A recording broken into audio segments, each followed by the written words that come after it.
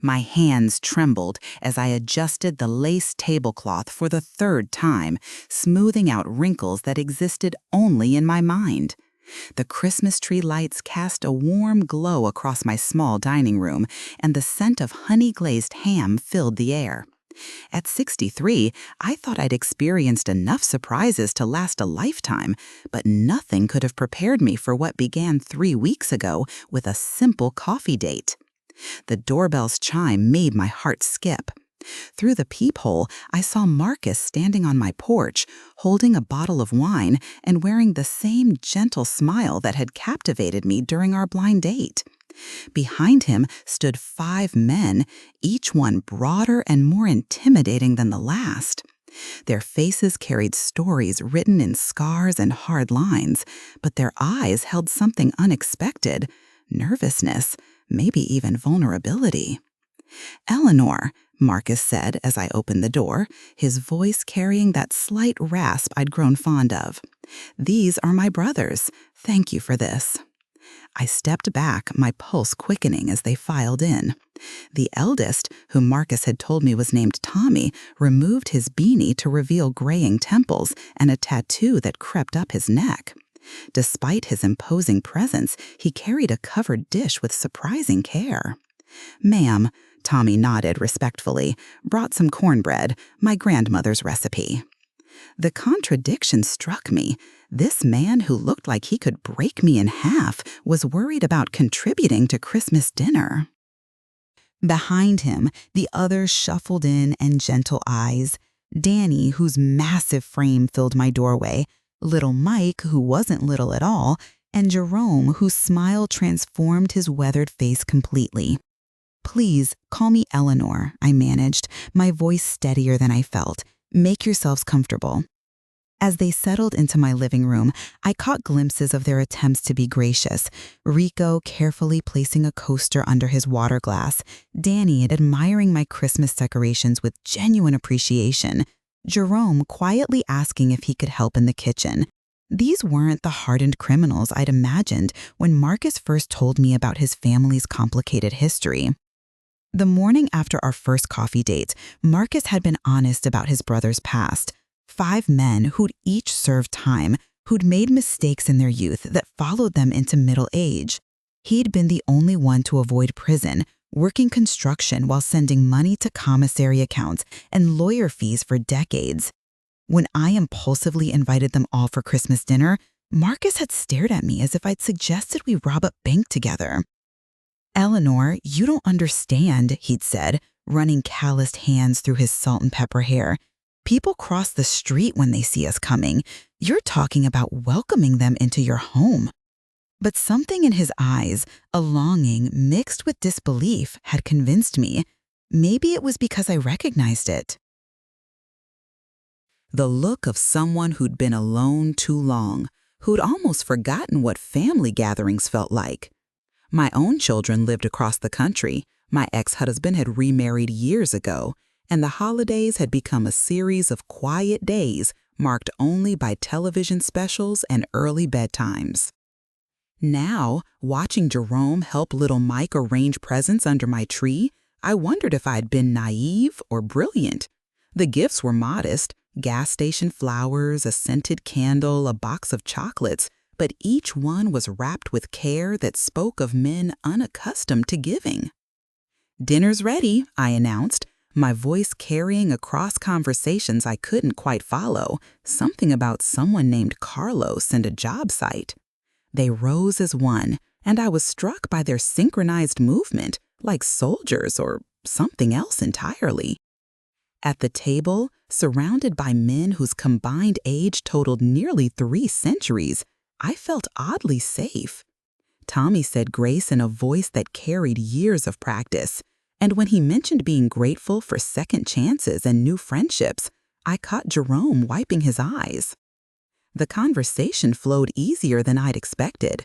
Rico worked at an auto shop and showed me pictures of his granddaughter on his phone. Danny had become a volunteer mentor for at-risk youth. Little Mike collected vintage records and promised to bring me some Motown classics. Jerome was studying for his GED at 58, his pride evident when he mentioned his improving reading scores. "What about you, Marcus?" I asked, realizing I'd been so focused on his brothers that I'd barely spoken to the man who'd brought them here. "What are you grateful for this year?" He met my eyes across the table, and something passed between us that made the room feel smaller, more intimate. "Meeting someone who sees possibility instead of just problems," he said simply. The evening progressed with surprising warmth. These men who society had written off, who carried their mistakes like visible scars, were some of the most respectful dinner guests I'd ever hosted. They complimented my cooking, helped clear dishes without being asked, and when Tommy pulled out his phone to show pictures of his late mother, I saw the little boy he'd once been before life hardened him. As the night wound down, I walked them to the door, each brother thanking me with genuine emotion. Rico kissed my cheek like I was family. Jerome pressed a folded piece of paper into my hand, his phone number, in case I ever needed anything. Tommy lingered last, his imposing frame blocking my doorway. "Ma'am, Eleanor," he corrected himself, "you did something good today. Marcus, he's been alone too long. We all have." After they left, Marcus helped me finish the dishes, our shoulders brushing in my narrow kitchen. The intimacy felt natural, comfortable in a way that surprised me. At my age, I'd assumed romance was something for younger people, something I'd experience only in movies and novels. "They loved you," Marcus said, hanging up the dish towel. "They're good men," I replied, and I meant it. Whatever they did before, that's not who they are now. He turned to face me fully, and I saw vulnerability in his expression that made my chest tighten. Most people don't give us that chance, don't give me that chance. I reached for his hands, noting how they dwarfed mine, how the calluses told stories of hard work and harder choices. I'm not most people. He kissed me then, soft and uncertain at first, then with growing confidence. It had been 4 years since my last relationship ended, and I'd convinced myself I was content alone. But standing in my kitchen, tasting wine and possibility on Marcus' lips, I remembered what I'd been missing. When he left, I cleaned up the remaining dishes in a daze, replaying conversations and moments. The folded paper Jerome had given me remained on my counter, and I smoothed it out to find not just his number, but a short note. "Thank you for treating us like people. Merry Christmas, Eleanor." I went to bed that night with a full heart, replaying the laughter and easy conversation. These men, who'd probably eaten more Christmas dinners in prison cafeterias than family homes, had transformed my quiet holiday into something memorable. I'd gone to sleep thinking about second chances and the unpredictable nature of love at any age. What I hadn't expected was to wake up to 20 strangers in leather jackets stationed around my property like sentries. The first sign something was different came at dawn when I looked out my kitchen window to see a man leaning against the oak tree in my front yard. He was young, maybe 30, with elaborate tattoos covering his arms and a cigarette dangling from his lips. My breath caught as I realized he was staring directly at my house. Heart pounding, I moved to my living room window and peered through the blinds. There were more of them, men positioned at various points around my neighborhood, some sitting in cars, others standing casually on street corners. But there was nothing casual about their presence. They were clearly watching, waiting, protecting. My hands shook as I reached for my phone to call Marcus, but it rang before I could dial. The caller ID showed Tommy's number. When had he programmed that into my phone? "Eleanor, don't be scared." His voice was calm but urgent. "Look outside, but don't go out. We've got some associates keeping an eye on things today." "Associates?" My voice cracked. "Tommy, who are these people?" "Family," he said simply. "Extended family. Word got out that you showed kindness to the Rodriguez brothers yesterday. In our world, that means something. It means you're under protection. I sank into my armchair, trying to process what I was hearing. Protection from what? Tommy's pause stretched long enough that I could hear traffic in the background. There are people who don't like when someone shows respect to ex-cons. People who think kindness is weakness. Carlos Mendoza runs drugs in this area, and he's been looking for an excuse to mess with us for months. When his people heard about yesterday, about you treating us like family, the implication hung in the air like smoke. I'd become a target simply by being decent, by treating 5 men like human beings instead of statistics. "This is my fault," I whispered, guilt washing over me. "I've put you all in danger." "No," Tommy's voice was firm. "You gave us something we hadn't had in years: dignity, respect, a place at someone's table who wasn't being paid to tolerate us. That's worth protecting, Eleanor. You're worth protecting." Through my window, I watched one of the young men answer his phone, his posture straightening as he listened. Whatever he heard made him scan the street with renewed intensity.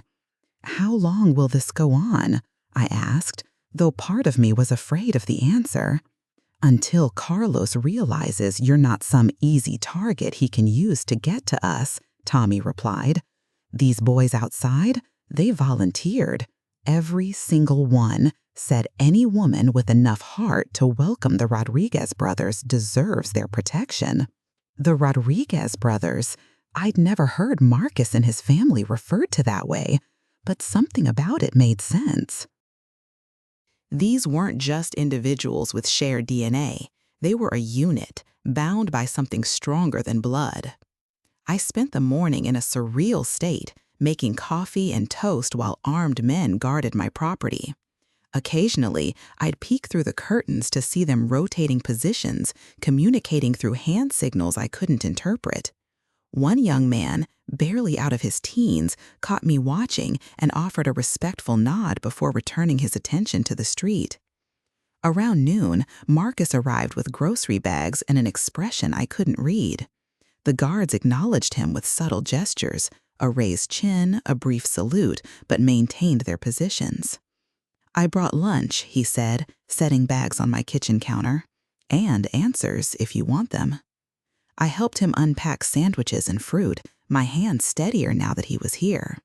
"I want to understand," I said. "I want to know what I've gotten myself into."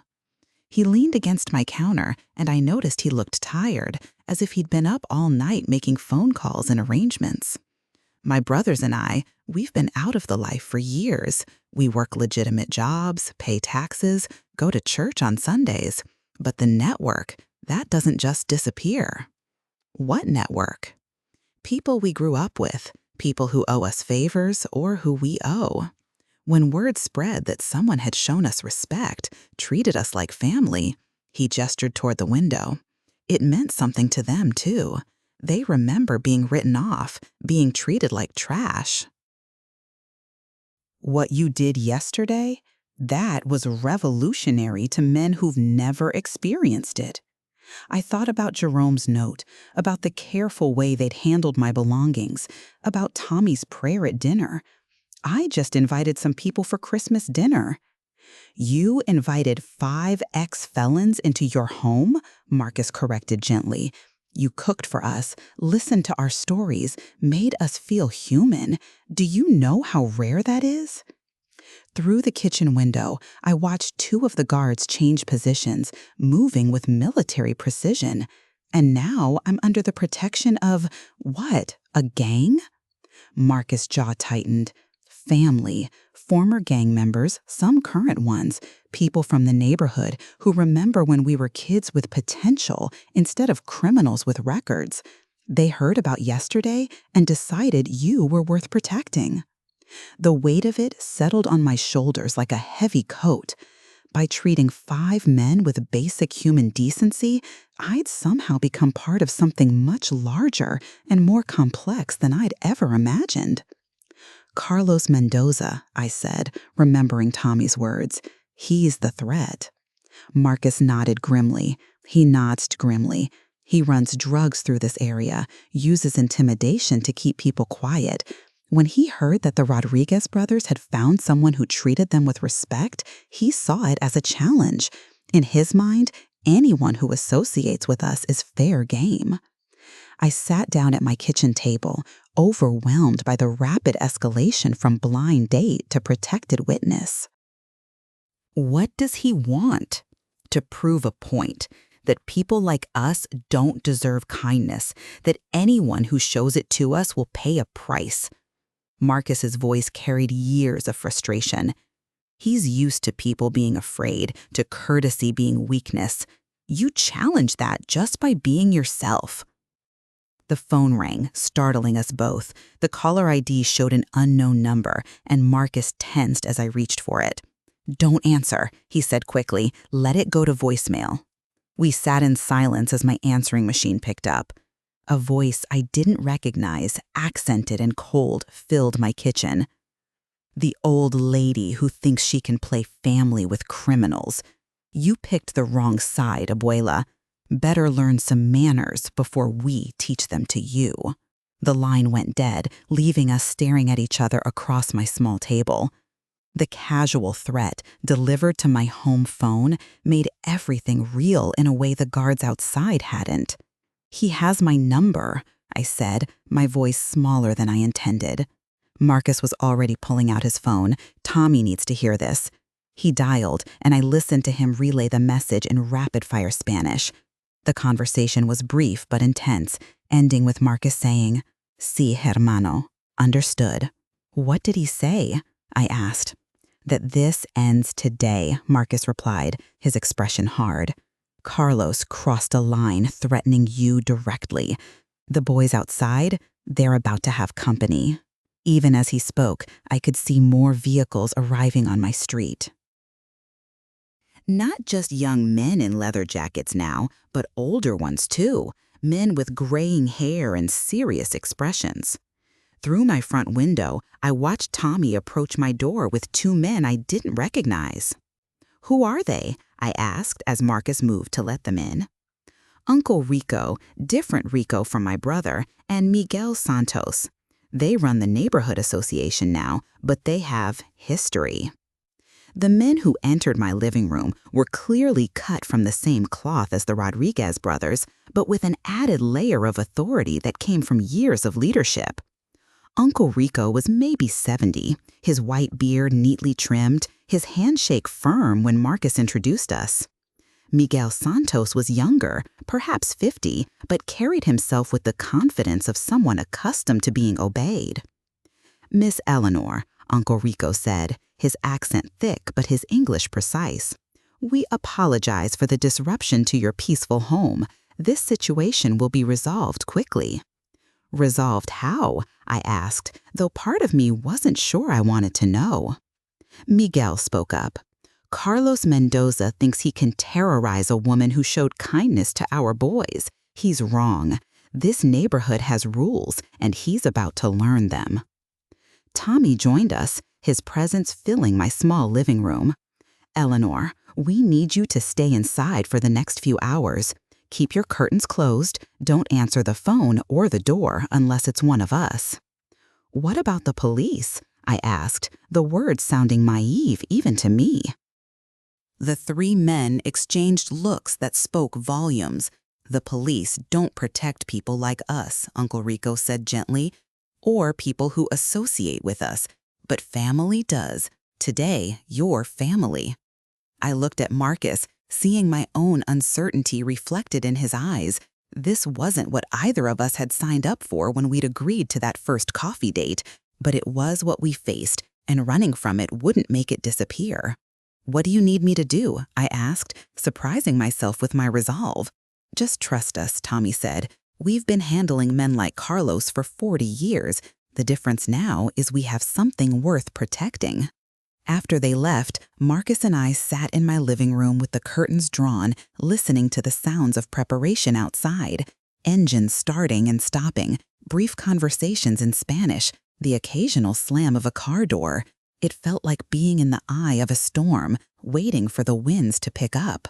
"Are you scared?" Marcus asked, taking my hand. I considered the question honestly. I should be, but I'm not really. Is that strange? He smiled, the first genuine smile I'd seen from him all day. "You're remarkable, you know that." "I'm a retired librarian who invited the wrong people to Christmas dinner," I replied, but I was smiling too. "You invited exactly the right people," he corrected, "and now you're part of something bigger than either of us expected." Through the drawn curtains, I could hear activity increasing on my street. More vehicles, more voices, a sense of gathering momentum that made the air itself feel charged with anticipation. Whatever was about to happen, I realized I wasn't facing it alone. For the first time in years, I was part of something, a family I'd never planned to join, protecting a life I'd never expected to matter to anyone but myself. Marcus squeezed my hand, and I squeezed back, both of us waiting to see how this strange new chapter of our lives would unfold. The sound that changed everything was surprisingly ordinary, a car backfiring 3 streets over, followed by the rapid scatter of footsteps on pavement. Marcus tensed beside me, his grip on my hand tightening as voices outside grew more urgent. Through the thin walls of my house, I could hear Spanish being spoken in sharp, clipped phrases that needed no translation to convey their seriousness. "It's starting," Marcus said quietly, moving to peek through the edge of my bedroom curtain. "Carlos brought his crew. They're at the end of the block." My heart hammered as I joined him at the window. In the distance, I could see a cluster of vehicles that hadn't been there an hour ago. Low-riding cars with tinted windows, motorcycles, young men in colors I didn't recognize. They stood in stark contrast to the guards who'd been protecting my house, creating an invisible line of tension down the middle of my quiet residential street. "How many?" I whispered, though I wasn't sure why I was whispering in my own home. "Doesn't matter," Marcus replied, but his jaw was tight with concern. "Tommy and the others, they've been preparing for this kind of confrontation for decades. They know what they're doing." The phone rang again, making us both jump. This time, Marcus nodded for me to answer, positioning himself close enough to listen. "Hello?" My voice sounded steadier than I felt. "Eleanor, it's Tommy. I need you to listen carefully. In about 10 minutes, there's going to be a conversation in your front yard. Just talking, nothing more. But it might get loud, and it might sound scary. Remember that we're handling this, and you're safe." "A conversation?" I repeated, confused. "Old school," Tommy explained. "Face to face, man to man. Carlos wants to make his point, we want to make ours. The difference is we have right on our side." "What kind of right?" I asked, though I suspected the answer wouldn't be found in any law book. "The right of family to protect family," Tommy said simply. "The right of decent people to live without fear.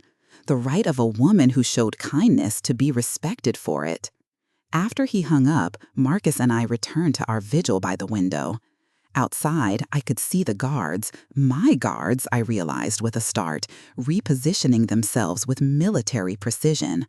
Uncle Rico stood near my mailbox, his white beard stark against his dark jacket, while Miguel Santos paced near my driveway with the controlled energy of a caged predator. "There," Marcus pointed down the street.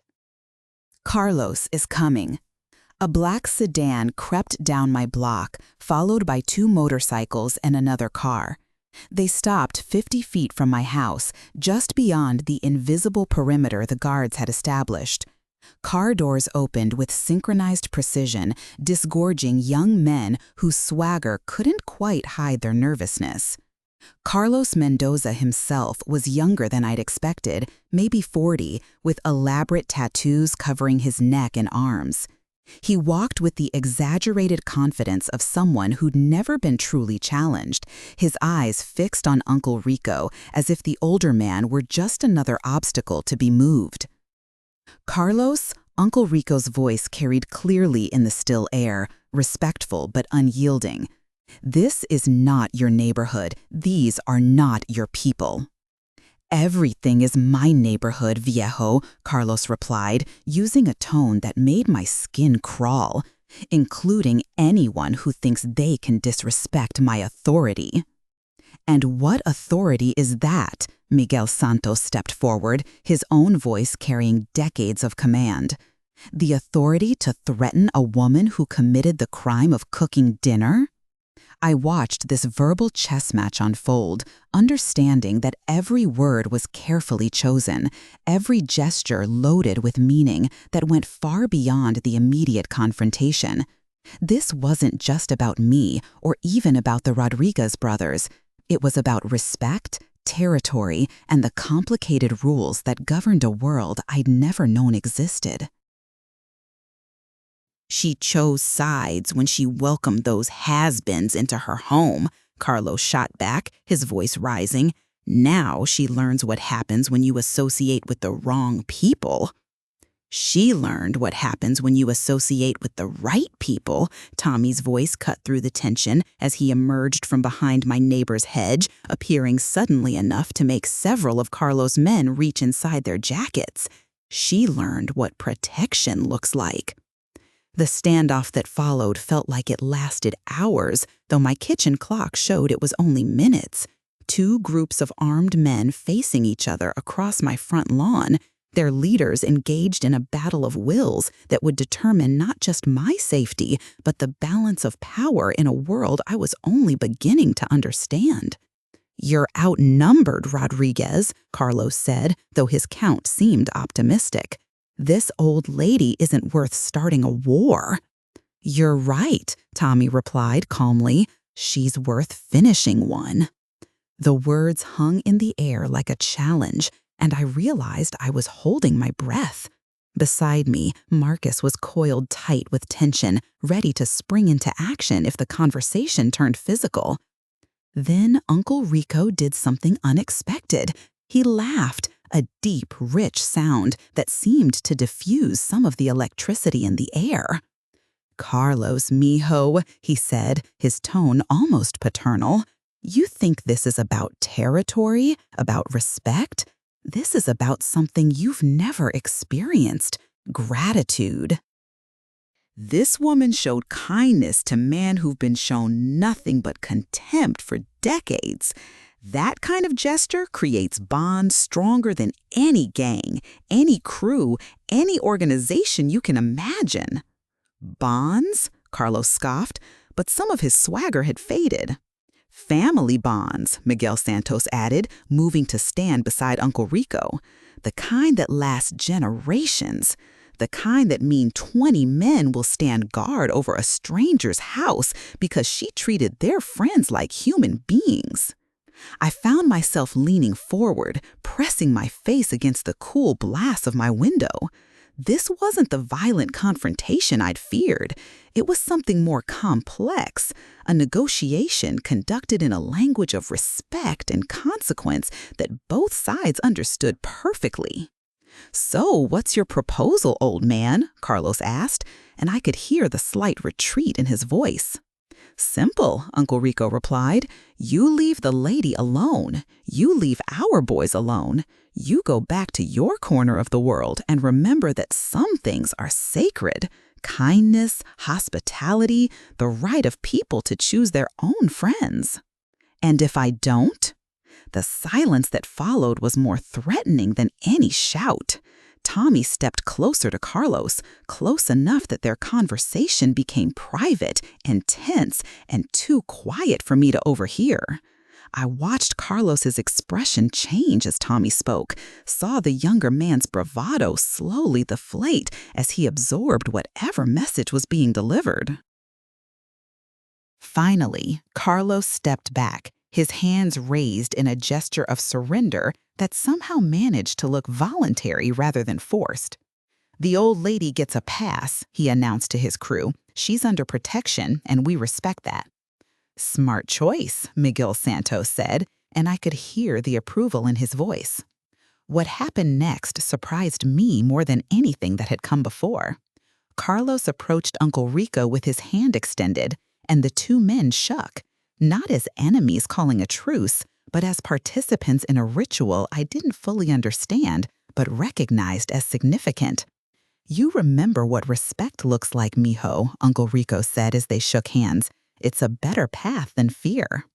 "For some people, maybe," Carlos replied, but his tone had lost its edge. "The lady, she stays protected, but this doesn't mean we're friends, viejo." "It means we're not enemies," Uncle Rico corrected gently. "Sometimes that's enough." Carlos and his crew retreated as suddenly as they'd appeared, leaving behind only the smell of exhaust and the sound of engines fading into the distance. The guards around my house maintained their positions for another hour, then began their own departure with handshakes and quiet conversations I couldn't overhear. Tommy was the last to leave, stopping at my door to check on us before heading home. "It's over?" I asked, still not quite believing the peaceful resolution. "It's over," he confirmed. Carlos learned something today about the kind of protection that comes from doing right by people. He won't bother you again. And the guards? We'll keep an eye on things for a few more days, just to be sure. But the real protection isn't them. It's the respect you earned by treating us like family. After Tommy left, Marcus and I sat on my couch in the gathering dusk, both of us processing what we'd witnessed. The confrontation I'd feared would end in violence had been resolved through negotiation, respect, and a complex code of honor I was only beginning to understand. "So this is what dating you involves?" I asked, trying to inject some lightness into the heavy atmosphere. Marcus laughed, the sound carrying relief and affection in equal measure. "I promise, most of our dates will be quieter. Coffee shops, restaurants, maybe a movie. Very boring, very normal." "I don't know," I said, surprising myself with my response. "There's something to be said for exciting." He turned to look at me, his expression serious. "Eleanor, if you want to walk away from this, from me, I'll understand.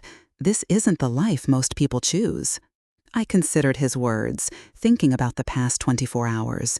The fear, yes, but also the protection. The violence that had threatened but never materialized. The sense of belonging to something larger than myself, even if that something was complicated and dangerous. "I'm 63 years old," I said finally. I spent 40 years in a safe, predictable marriage that ended when my husband decided he wanted adventure. I spent the last 4 years alone, convinced that excitement was for younger people. And now I'm wondering if maybe I was wrong about what kind of life I wanted to live. Marcus reached for my hand, and I let him take it. "It won't always be this dramatic," he promised, "but it will never be boring." I looked around my small living room, seeing it differently now. Yesterday, it had been the quiet space where I lived out my retirement in solitude. Today, it was the headquarters of a protection operation, the center of a conflict between old-world honor and new-world ambition. Tomorrow, it would be something else entirely. "Tell me about your family," I said, "the real story, not just the parts you thought I could handle." Marcus settled back into my couch, and I could see him making a decision to trust me with the complete truth. We grew up in East LA, 5 boys and no father. My mother worked 3 jobs trying to keep us fed and out of trouble. Tommy was the oldest, felt responsible for all of us. When he was 16, he got arrested for stealing groceries. The story unfolded over the next hour. 5 brothers who'd made increasingly bad choices trying to survive poverty and protect each other. Prison sentences, lost years, the gradual realization that the life they'd chosen was destroying them, piece by piece. "What changed?" I asked. "Tommy's daughter," Marcus replied. "She was born while he was serving his second sentence. When he got out, he took one look at her and decided he wanted to be the kind of father she could be proud of. That decision changed all of us. And now? Now we're 5 middle-aged men trying to live right, trying to prove that people can change. Yesterday, you gave us something we've never had, acceptance from someone who didn't know us before, who chose to see who we are now instead of who we used to be." I thought about the evening that had started this chain of events. 5 men around my dinner table, sharing stories and laughter, treating my home with respect and my hospitality with gratitude. It had felt natural then, and it still felt natural now, despite everything that had followed. "I want to meet her," I said suddenly. "Who?" "Tommy's daughter, the one who changed everything." Marcus smiled, the kind of smile that transformed his entire face. "She's a teacher now, 3rd grade. She'd like you." As night fell around us, we began planning for a future that looked nothing like what either of us had expected when we'd agreed to that first blind date. A future that included family dinners with ex-convicts, protection from extended networks I didn't fully understand, and a love story that had begun in a coffee shop and continued through armed standoffs in suburban streets.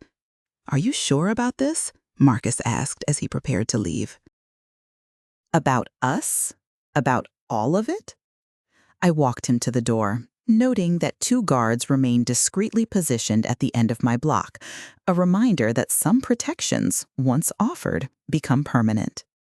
"I've never been more sure of anything in my life," I replied, and meant it completely. He kissed me goodnight, and I watched him walk to his truck, noting how he nodded to the guards as he passed. This was my life now, complicated, protected, part of a family I'd never planned to join but couldn't imagine leaving. I locked my door and prepared for bed, knowing that tomorrow would bring new challenges, new complications, new opportunities to choose between safety and adventure. Tonight, I was choosing adventure. For the first time in years, I fell asleep feeling completely, utterly alive. The morning brought coffee, sunlight through my kitchen window, and the realization that everything had changed.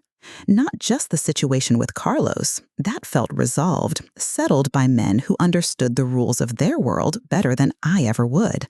What had changed was me, my understanding of what my life could become, and my willingness to embrace possibilities I'd never considered. Marcus arrived at 8 with fresh bagels and the morning paper, both of us pretending that armed guards and neighborhood negotiations were normal parts of dating after 60. But the guards were still there, fewer now, more discreetly positioned, but present enough to remind me that yesterday's drama had lasting consequences. "How long will they stay?" I asked, watching a young man in a leather jacket walk past my house with calculated casualness. "Until they're satisfied you're safe," Marcus replied, spreading cream cheese on a sesame bagel. "Could be days, could be weeks. Depends on whether Carlos keeps his word." I nodded, accepting this new reality with surprising equanimity. At my age, I'd learned that fighting against circumstances beyond my control was exhausting and futile. Better to adapt, to find ways to thrive within whatever constraints life presented. "Tommy called this morning," Marcus continued. "Wants to know if you'd like to come to Sunday dinner at his place. Meet the family, wives, kids, grandkids, the whole extended tribe." The invitation touched something deep in my chest, a longing I'd been suppressing for years. My own children lived too far away for regular visits. My grandchildren knew me primarily through video calls and birthday cards. The prospect of belonging to a large, boisterous family, even one as unconventional as the Rodriguez clan, felt like a gift I hadn't dared to hope for. "I'd love that," I said, then paused. "Will they accept me? Really accept me? Not just tolerate me because you're dating me?" Marcus set down his bagel and reached across my small table to take my hands. "Eleanor, you've already been accepted." Yesterday proved that. You're not just tolerated, you're protected, which means you're family. The word family carried weight I was still learning to understand. In my previous life, family had been nuclear, contained, predictable. Here, family extended outward in concentric circles that included blood relatives, chosen brothers, childhood friends, and now, apparently, retired librarians who served Christmas dinner to ex-convicts. My phone rang, interrupting my thoughts. The caller ID showed a number I didn't recognize, and Marcus tensed slightly as I reached for it. Hello? Miss Eleanor? The voice was young, female, nervous. This is Sophia Mendoza. Carlos is my older brother. Marcus's eyebrows shot up and he gestured for me to put the call on speaker. Hello, Sophia, I said carefully. How can I help you? I wanted to call and apologize for yesterday, for the threats, for the disruption to your neighborhood. Carlos, he doesn't always think before he acts. I found myself gripping the phone tighter. That's very kind of you to call, but you don't need to apologize for your brother's actions. Yes, I do, Sophia replied firmly, because I'm the one who told him about Christmas dinner. I work at the grocery store where you shop, and I overheard you talking to Mrs. Patterson about having the Rodriguez brothers over. I thought it was unusual. I mentioned it to Carlos, and he got the wrong idea. The revelation hit me like cold water. This entire confrontation had started with grocery store gossip, a casual conversation that had been overheard and misinterpreted by someone I'd never even noticed. I didn't mean for any of this to happen, Sophia continued, her voice thick with guilt. I was just surprised that anyone would welcome them like that. I've seen them around the neighborhood for years, and people usually cross the street. Marcus leaned closer to the phone. Sophia, this is Marcus Rodriguez. Thank you for calling. It takes courage to reach out like this. Mr. Rodriguez, Sophia's voice brightened with relief. I've heard good things about you and your brothers. People in the neighborhood, they say you've changed, that you help people now. We try, Marcus replied simply. Your brother, he's young. Young men sometimes think they need to prove things that don't need proving. He's not a bad person, Sophia said quickly. He grew up thinking respect meant fear. But yesterday, when he came home, he was different, quiet. He said he learned something about real respect. I exchanged glances with Marcus, both of us recognizing the truth in her words. The Carlos who had retreated from my front yard had been humbled in a way that violence never could have accomplished. Would you like to come for coffee sometime? I heard myself asking, surprising both Marcus and myself. I'd like to meet the person who works at my grocery store. Maybe we could talk more. The silence stretched long enough that I wondered if I'd overstepped, if extending friendship to the sister of the man who threatened me was naive or dangerous. I'd like that very much, Sophia finally replied, her voice warm with genuine gratitude. Miss Eleanor, what you did, welcoming people everyone else has written off, it meant something to more than just the Rodriguez brothers. It meant something to everyone who heard about it. After we hung up, Marcus stared at me with an expression I couldn't quite read. You never stop surprising me, he said finally. She's just a young woman who made a mistake, I replied, one that led to something bigger than either of us expected. You realize what you're doing, don't you? Marcus asked. First my brothers, now Carlos' sister. You're building bridges in places where people have only built walls. I considered his words while finishing my bagel. Maybe that's what I'm good at. I spent 40 years helping people find books they needed, information they were looking for. Maybe now I'm helping people find connections they didn't know they wanted. The conversation was interrupted by a knock at my door. Through the peephole, I saw Jerome standing on my porch, holding a manila envelope and looking uncomfortable. Miss Eleanor, he said when I opened the door, I hope I'm not bothering you, but I wanted to bring you something. Marcus joined us in the doorway, and Jerome nodded respectfully to his friend before turning his attention back to me. I finished my GED last month, Jerome said, his pride evident despite his nervousness. Got the certificate in the mail yesterday. You were the first person outside my family who believed I could do it, so I wanted to show you. He handed me the envelope, and I opened it carefully to find his General Educational Development Certificate, along with a letter from the testing center congratulating him on his achievement. Jerome, this is wonderful, I said, meaning every word. You should be so proud. I am, he replied, his smile transforming his weathered face. And I wanted to ask you something. I'm thinking about taking some college courses, maybe studying to become a social worker, help kids who are going down the same path I did. You think that's crazy for a 58-year-old ex-con? The question hung in the air between us, loaded with years of self-doubt and societal expectations about second chances and redemption. I think it's exactly what the world needs, I said firmly. Men who've walked that path and found their way back. Who better to help kids avoid the mistakes you made? Jerome's eyes misted, and he quickly wiped them with the back of his hand. Thank you for believing in me, for treating me like I matter. After he left, Marcus and I sat in my living room, both of us processing the unexpected turn our morning had taken. How many people are you going to change? Marcus asked, but his tone was admiring rather than critical. I'm not changing anyone, I corrected. People change themselves. I'm just seeing them clearly. Is that what you did with me? Marcus asked, moving closer on my couch. Saw me clearly? I thought about our first coffee date, how nervous he'd been, how carefully he'd chosen his words when telling me about his family's complicated history. He'd been prepared for judgment, for rejection, for the kind of polite dismissal he'd probably experienced countless times. I saw a man who'd spent 40 years taking care of everyone around him, I said. A man who worked construction jobs to pay lawyer fees and commissary accounts. A man who'd never married because he was afraid his past would hurt someone he loved.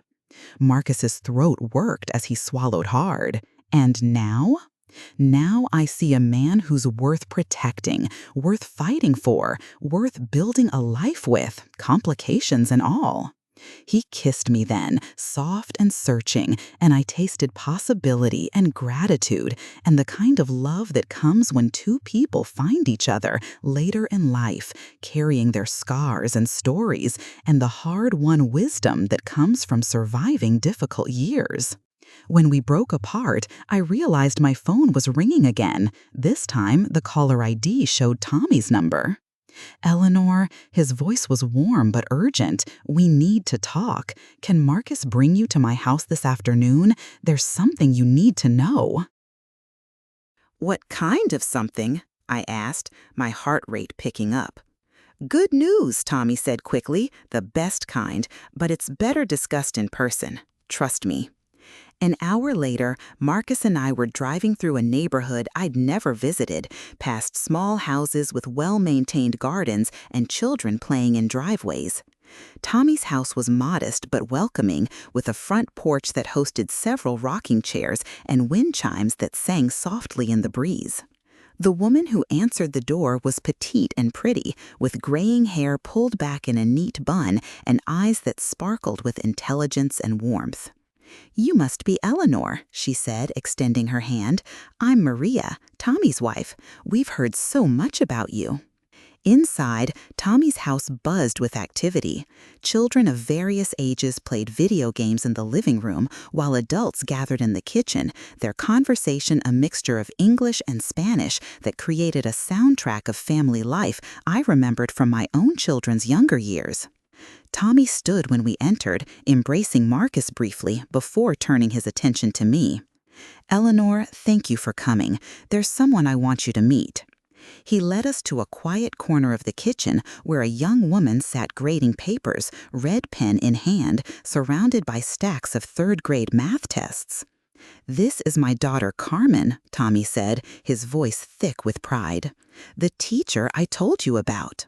Carmen looked up from her work, and I saw immediately where she'd gotten her warm smile and intelligent eyes. She was perhaps 35, with her father's strong features softened by her mother's gentleness. Miss Eleanor, Carmen said, standing to shake my hand, Dad told me about Christmas dinner, about how you made them feel welcome. They made me feel welcome too, I replied. Your father and uncles are remarkable men. Carmen's smile widened. They are now. It took them a while to get there. Carmen has something to tell you, Tommy said, pulling out chairs for all of us around the kitchen table. Something that happened because of what you did. Carmen settled back into her chair, her expression growing serious.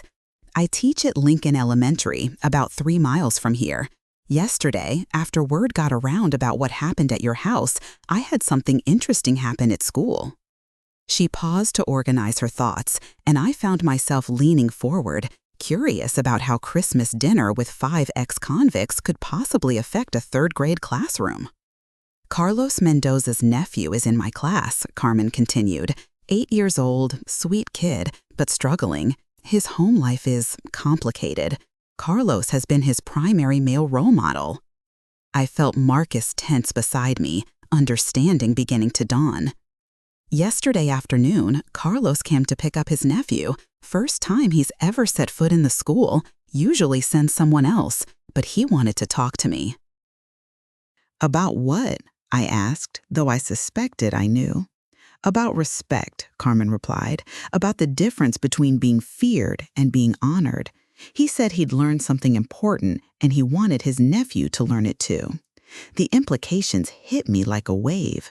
One Christmas dinner had led to a neighborhood confrontation, which had led to a lesson about honor and respect, which was now filtering down to the next generation.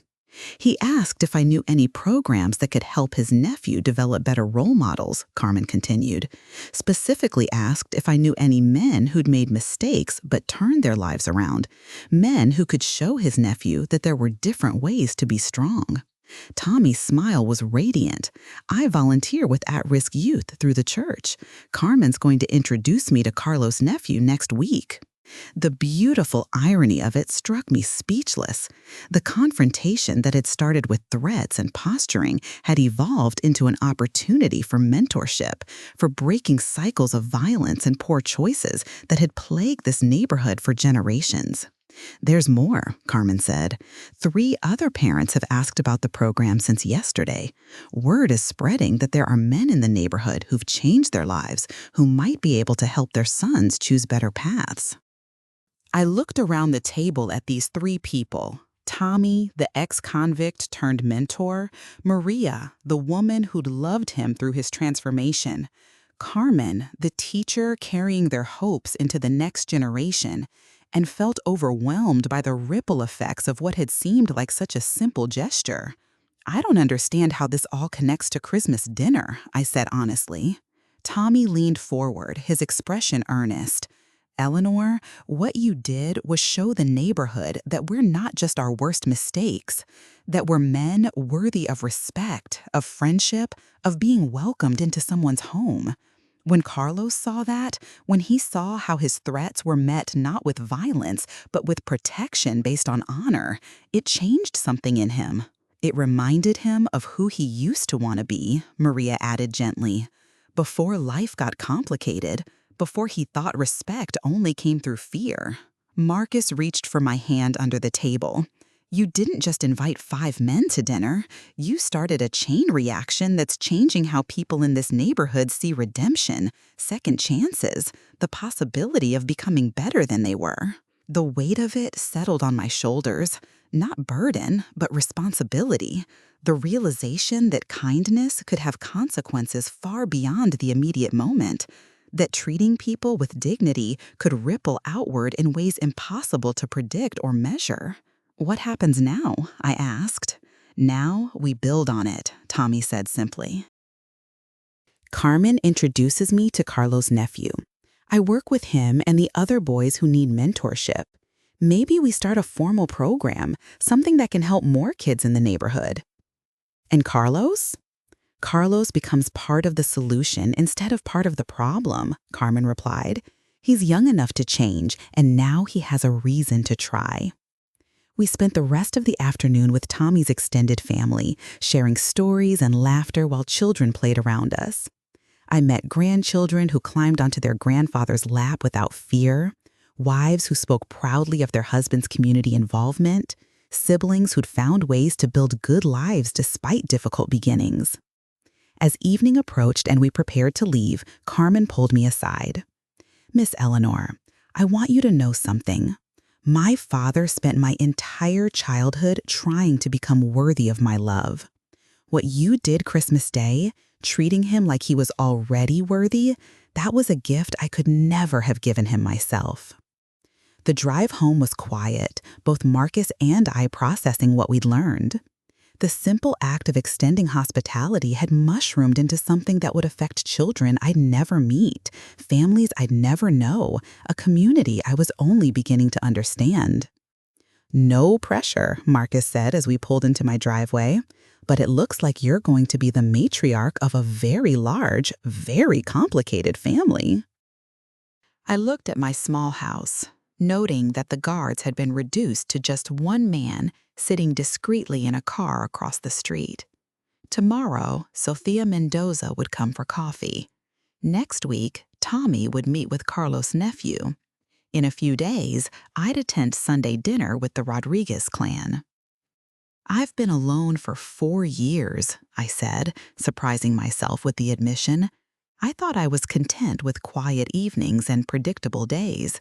I thought excitement was for younger people. "And now?" I considered the question as we walked to my front door, noting how Marcus automatically scanned the street before focusing on me.